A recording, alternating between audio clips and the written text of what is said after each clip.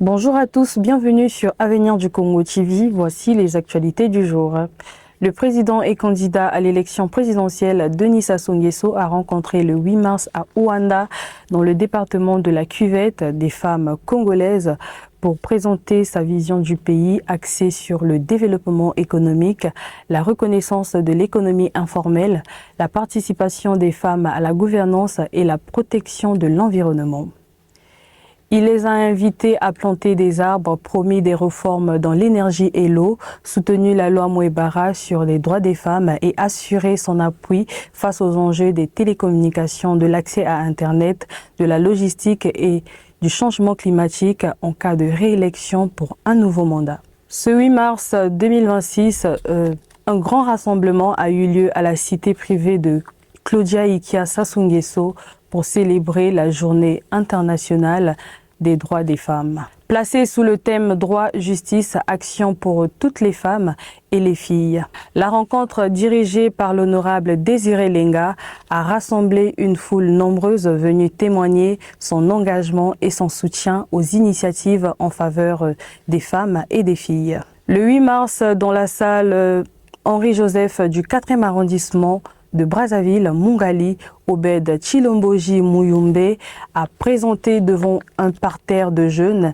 et des femmes le projet d'autonomisation des jeunes dans l'économie bleue, verte et blanche, ainsi que le triple vernissage qui inclut notamment la formation des jeunes à la mise en place de leurs propres projets. Du 7 au 8 mars 2026, la délégation de l'association Globus, en partenariat avec le mouvement L'Avenir du Congo, ont effectué une visite dans plusieurs départements du Congo, notamment à Madingu, Kayi, Sibichi et Dolizi, pour faire un don des fournitures scolaires aux établissements primaires et collèges.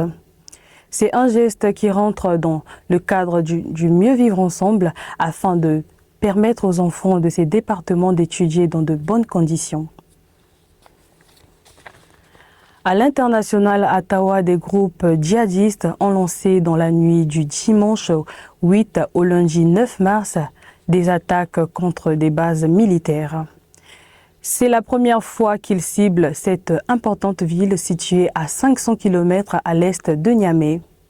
Ottawa constitue un centre névralgique dans la lutte contre le terrorisme.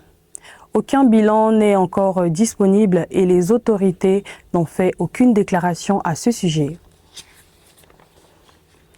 Mojtaba Khamenei a été désigné le 8 mars comme nouveau guide suprême de l'Iran par l'Assemblée des experts. Il succède son père Ali Khamenei, décédé suite à la frappe israélienne survenue au premier jour du conflit. Personnalité discrète mais influente de la République islamique, Mojtaba Khamenei est considéré comme l'une des figures les plus puissantes du pays. Au sport, le 7 mars, Raymond Ibata a été réélu à l'unanimité président du Comité national olympique et sportif du Congo pour le nouveau cycle olympique. Lors de l'Assemblée générale, Neil Francis Atta Asiakara est devenu deuxième vice-président et Alain Brice Nzaba Mukimo, secrétaire général adjoint. Jean-Baptiste Ossé et Makungu, chargés de préparer les Jeux africains de la jeunesse de Dakar, ont présenté un rapport sur les qualifications des athlètes. Fort de son expérience de joueur et dirigeant de volley-ball, M. Ibata entend promouvoir le sport congolais à l'international. La sélection congolaise de taekwondo s'est envolée le 7 mars pour Dakar, au Sénégal.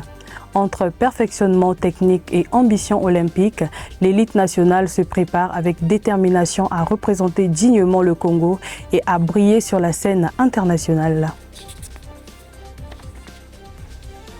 Mesdames et messieurs, parlons à présent culture. Le célèbre festival international de jazz du Cap se tient en mars 2026 au Cap. Il attire des artistes africains et internationaux et constitue l'un des plus grands événements musicaux du Congo, du continent plutôt. Ce festival met en valeur le jazz africain, l'afro-soul et les musiques contemporaines tout en attirant des milliers de spectateurs et de touristes. C'est la fin de cette édition. Merci d'avoir choisi Avenir du Congo TV pour vous informer. On se retrouve dans une prochaine édition. À très bientôt.